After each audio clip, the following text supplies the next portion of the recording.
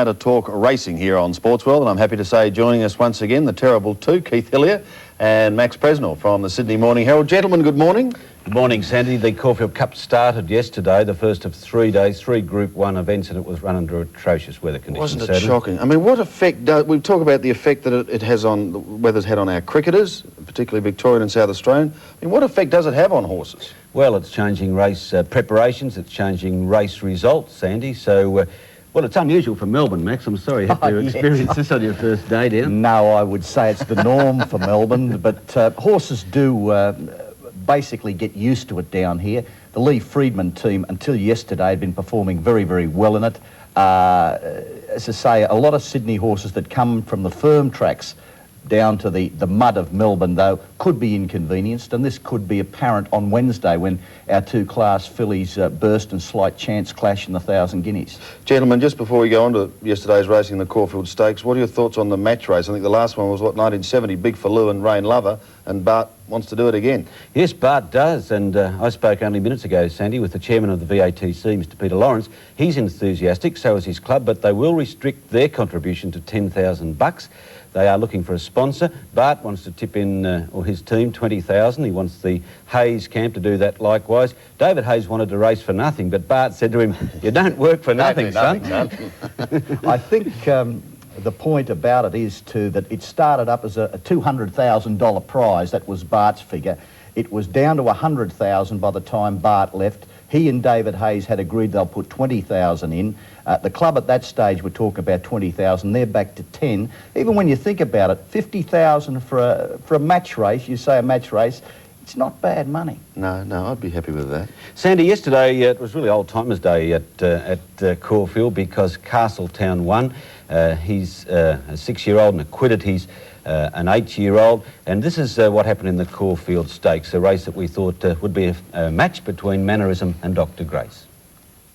As they come up towards the 500-metre mark, where the leader now is Gathernow. Gathernow takes the lead by a length. The Mannerism running on. Dr. Grace can't go on at the moment. Fourth then Ramyar. They're followed by Sub-Zero Heroicity. Kinjatay dropping out of it. Castletown last as they come around the home turn. Gathernow is the leader. Mannerism's about 6 off the rail as they straighten up, and Gathernow is the leader. Mannerism down the outside. Ramyar's running a bit of a race, and further back is Heroicity, followed by Dr. Grace at the 200. Gathernow tackled by Ramyar, and deeper on the track is Mannerism, who's starting to paddle a bit. And here comes Heroicity. Heroicity finishing on strongly as they come to the 100. Ramyar and Castletown storming home down the outside. Ramyar, Castletown grabbing them. Castletown's come from last to win the Caulfield Stakes. From Heroicity, third home Ramyar.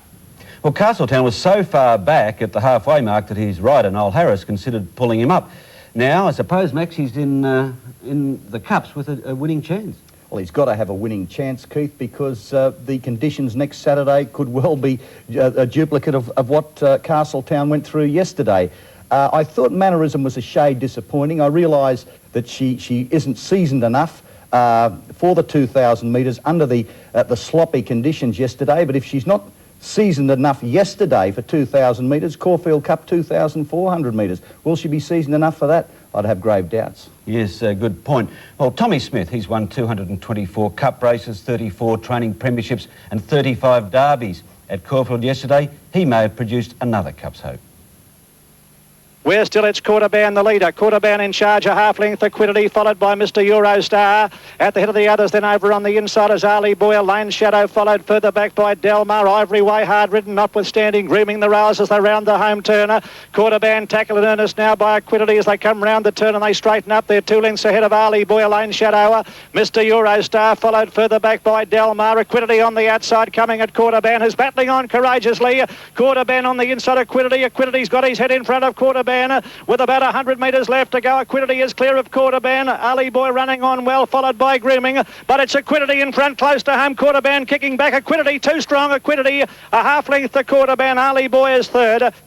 Well, with Tommy Smith and his great record, surprisingly, after the race, the horse he thought might win the Melbourne Cup was Tia Cowaneck, trained by his daughter, Gay Waterhouse. Let's have a look now at the Toorak handicap, and the conditions, weather-wise, at Caulfield had deteriorated. Up towards the 700, a length and a half, ready to explode in the box seat, 2 lengths away, Soho Square. Then Purple Curse, followed by Mamselle Patu, and Just Tommy right around the outside, making ground, followed by Prince Illyri on the inside. Purple Curse is next there, followed by Citizen Infallible from a long way back, and further back then in the field, Excited Angel going forward, and Dark Czar second last as they round the home turn. 400 metres left to go. Ready to Explode takes the lead in the Touareg and got away.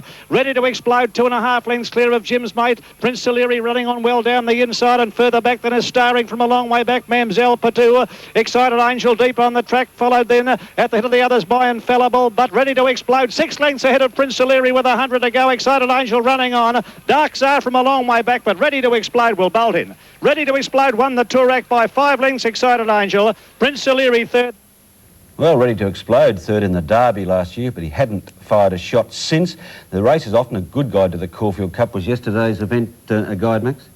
I wouldn't think so, Keith, but there again, were any of the races yesterday a guide? All we can say is that similar conditions, you're looking for the old war horses. I thought Prince Salieri ran a good race. I'd like to see him get into the Caulfield Cup because of the George Hanlon influence. He's a good, consistent horse, well down in the batting order, but if necessary, I'd like to see the VATC committee taking him up. Yes, that's an interesting point. He's 34th on order of entry, but there are 13 doubtful runners ahead of Prince Illyri. George Hanlon, who Max mentioned, has had 3 runners-up in the Caulfield Cup without winning the race. Now it was the big test for the 3-year-olds, the Group 1 1,000 guineas. And Bundy Lad's gone right around the outside to hit the front as they come up towards the home turn. Bundy Lad the leader. A length let him ride. Half a length further back, Ken Fair. Just one right around them, joining in now Palace Symphony from a long way back. And Palace Rain is getting a run on the inside. Captive Edition back behind them. They're followed by Shoeshine Henry, and further back in the field of Awesome Force as they make the home turn. Bundy Lad is the leader, tackled over on the outside by Palace Symphony and Palace Rain, and Just one. And over on the rails, let him ride, followed by Shoeshine Henry and Captive Edition. But the leader, Palace Symphony, in front, tackled by Palace Rain. Palace Rain the outside. Palace Symphony are fighting it out. They're locked together from Shoeshine Henry and Captive Edition, coming home well from a long way back. Palace Rain hit the front in the guineas, and Palace Rain will go on and score. Palace Rain will come home to win it. Palace Rain by a length and a half. Second home in the event would be Palace Symphony. Shoeshine Henry may have just got third ahead of Captive Edition. Here's Palace Rain breaking somewhat of a mini drought for David Hayes in Group 1 race. I think Wraparound in the William Reid Stakes was his last win there. What about the future? Is there a Cox Plate start there, do you think, Max? I would say on a heavy track, yes, Sandy, because that horse yesterday showed that he can go through the mud. Under normal circumstances, though, I don't think the form is there to say he would trouble the Sydney Colts Coronation Day in Muirfield Village. After all, Shoeshine Henry may have been a distant third, was nearly decked on the turn. I'm sure if he hadn't have struck that interference, he would have been in the finish. And Shoeshine Henry, I can assure you, isn't a patch on the others on good tracks. Keith, let's go back to last week in the Turnbull. Yes, and talking about the Cox Plate, Sandy, news from New Zealand this morning that Surface Paradise won't be back to defend his title. He has heart strain and will not come to Australia this spring, but the nominal favourite for the Cox Plate is the Turnbull Stakes winner Naturalism, and this is the way he earned it at Flemington last Saturday. My Brilliant Star is fourth on the inside of Naturalism, a length and a half lead. Dancer London Bridge. Then Valdano, 2 further back in the field is on the outside, Star of the Realm, and then followed further back when they turn for home by Mr. Eurostar. Kings are busy at work on the favourite back in the field at the moment, Star of the Realm, when they turn for home, Heroicity and Ram Yar from further out. Naturalism starting to come at them from My Eagle Eye. 2 further back, London Bridge, Star of the Realm off on the outside, about 4 lengths off them as Naturalism has bounded away. Naturalism set up a break now on Heroicity. 3 further back, London Bridge, My Eagle Eye. Star of the Realm can't get up from there, but he is home, Naturalism. 4 in front. London Bridge followed by Heroicity and Mr. Eurostar, but a brilliant win to Naturalism by 3 lengths. London Bridge is second, third in the photo may be Mr. Eurostar. Yes, Naturalism, the Cox Plate nominal favourite, and that was the reason why. Let's have a look now at the latest markets for, firstly, the Caulfield Cup. Viander Cross, the favourite. Castletown, yesterday's winner, finished nearly 3 lengths behind Viander Cross at their last meeting, but Castletown now on the second line of betting with Royal Magic. So the top trio are all New Zealanders, then Herosity, Sub-Zero, and out to double figures. Who do you fancy? At this stage, Viander Cross, Sandy, the favourite, but that is not a committed selection. Max? You love a favourite. Tiakau Nick at 12 to 1 at this stage, but that's not a committed selection either. But this is... First of all, let's have a look at the Melbourne Cup, Max. I know you want to add to his collection. Right. Castletown and Vianda Cross at 5s. And Sub-Zero, he'll be better suited under handicap conditions. He's on the second line ahead of Star of the Realm. So the betting really is similar in both cups. Now, Keith, I know you started something months ago, but Max, what have you got this time? Well, due to Keith's research in this area, the AJC have sent me down a special tie. It's the GG spot tie. Max, I'm almost lost for words, but I'm not a mean man, as you've suggested, and other Sydney people have. There's a VATC tie to get you through the Spring Carnival as well. Got a bit of dash too. And today's turf tie, Sandy, is the VATC tie.